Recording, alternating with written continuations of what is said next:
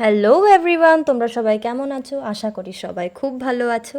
আজকে যেহেতু অরণ্য ষষ্ঠী বা জামাই ষষ্ঠী বলে প্রচলিত আছে, তো এখানে দেখতেই পাচ্ছ আমি কিছু একটা সুতো নিয়ে কী করছি। এখানে আমি যে 60 সুতো হয় সেই সুতোটা নিয়ে গোছাতে শুরু করে দিয়েছি। আর এই যে দুব্বর কাউন্টিং চলছে আমার।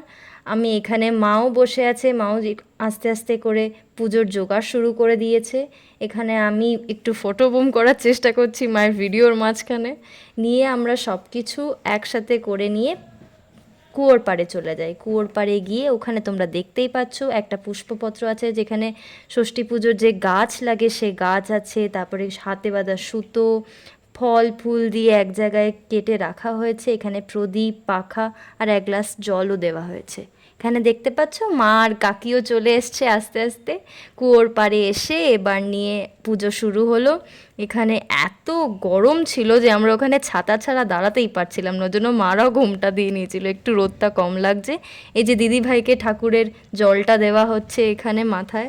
এরপরে দিদিভাই যখন দিচ্ছিল তখন ওখানে এত গরম লাগছিল যে ওখানে জল ঢেলে নিয়েছিল পায়ের ওখানে।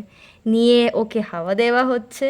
হাওয়া দিয়ে নিয়ে তারপরে কার্টেন অবভিয়াসলি আমার নিয়ে আমি এখানে চলে এসেছি, আমার মাথায় জল ঢালা হলো। আমি তো বলছিলাম গরমে আরও বেশি করে মাথায় জল দিতে, এত গরম লাগছিল আর ওইটুকু পাখার হাওয়াতে জাস্ট হচ্ছিল না।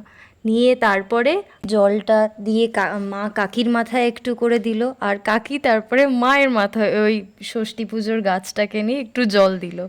এই করতে করতে তারপরে চলে আসে কি যে পাখার হাওয়া দেওয়ার পালা। তখন নিয়ে মা হাতে পাখাটা উঠিয়ে কাকিকে হাওয়া করে দিল আর কাকি মাকে হাওয়া করে দিল। এর মধ্যে আমি একটু মাথা বললাম, ততক্ষণে এদের হাওয়া দেওয়া শেষ হয়ে গেছিলো। তারপর মা এখানে স্বস্তিক চিহ্ন আঁকছে। এর আগে দুটো স্বস্তিক চিহ্ন আঁকা হয়েছে, যেহেতু আমরা বাড়িতে 3 মেয়ে, ওর জন্য 3 মেয়ের নামে 3টে স্বস্তিক চিহ্ন আঁকা হচ্ছে। এখানে মা দেখতেই পাচ্ছ স্বস্তিক চিহ্নটা আঁকছে, এর আগে কাকিও একটা এঁকেছে। এখানে স্বস্তিক চিহ্ন আঁকা হয়ে যাওয়ার পরে তারপরে তোমরা দেখতেই পাচ্ছ যে মা আর কাকি একে অপরকে একটু শাখা পলাতে সিঁদুর লাগিয়ে দিচ্ছিল। এই সিঁদুরটা কিছুই না, একটু সিঁদুরের মধ্যে তেল দিয়ে একটু গলা সিঁদুর করে নিয়ে ঠাকুরকে যেরকম করে দেওয়া হয়। তারপরে তোমরা দেখতে পাচ্ছ যে এখানে একে একে করে ফুল ফল দিয়ে আমরা ঠাকুরের নামে উৎসর্গ করে জলে ফেলে দিচ্ছি। এখানে মা এই যে ঠাকুরের ইয়েতে ছুঁয়ে জলে ফেলে দিচ্ছিল। এদিকে মা আর কাকি ঠাকুরের এই পুজো করছে, আর এই বিহাইন্ড দ্য ক্যামেরা আমি আর দিদিভাই দাঁড়িয়ে উস আর আশ করেই যাচ্ছি। এত মাটিটা গরম হয়েছিল, তোমরা ক্যামেরার মুভমেন্টে বুঝতেই পারছো হয়তো, এত মুভমেন্ট হচ্ছে যে আমরা গরমে দাঁড়াতে পারছি না। আর এইদিকে মা আর কাকি কি সুন্দর ঘোমটা নিয়ে মনে হচ্ছিল ওরা ঠান্ডাতে দাঁড়িয়ে আছে। এরপর নিয়ে মা এখানে শঙ্খ বাজাচ্ছিল আর কাকি এখানে আরতি করছিল। কাকির হাতের পাশে যে ফলগুলো দেখতে পাচ্ছ ওগুলোর দিকে আমরা তাকাচ্ছি আর মনে হচ্ছিল ফলগুলো শুধু আমাদের ডাকছে, কিন্তু আবার ভাবছি না, এটা করা উচিত নয়। কিন্তু কি মনকে আর সামলে রাখা যায় ওই অত সুন্দর সুন্দর ফল দেখে।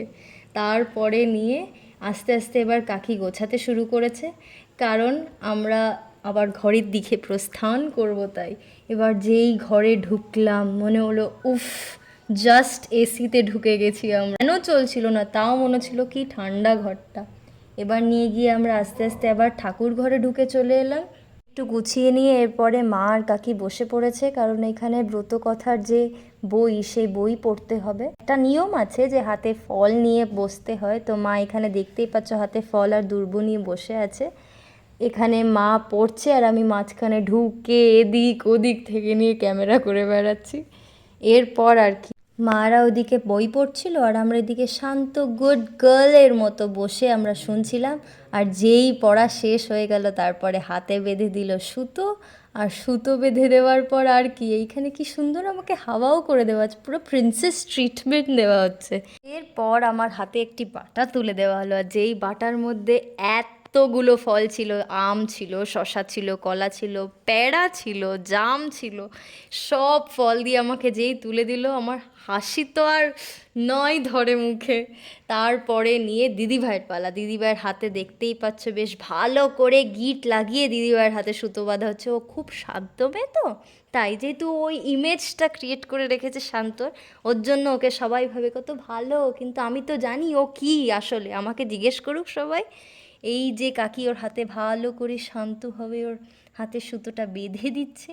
এরপরেও মনে মনে ভাবছি ও কতক্ষণে বাটাটা পাবে। দেখো না, কথা বলেই যাচ্ছে, আর পেয়ে নেওয়ার পরে মুখে হাসিটা শুধু দেখো, ওই যে ওয়াইড স্মাইলটা। তারপরে আর কি, ও পেয়ে গেল, নিয়ে আমি এদিকে মাকে বেঁধে দিলাম। আর তারপরে কি, মাকে বেঁধে দেওয়ার পর টাটা।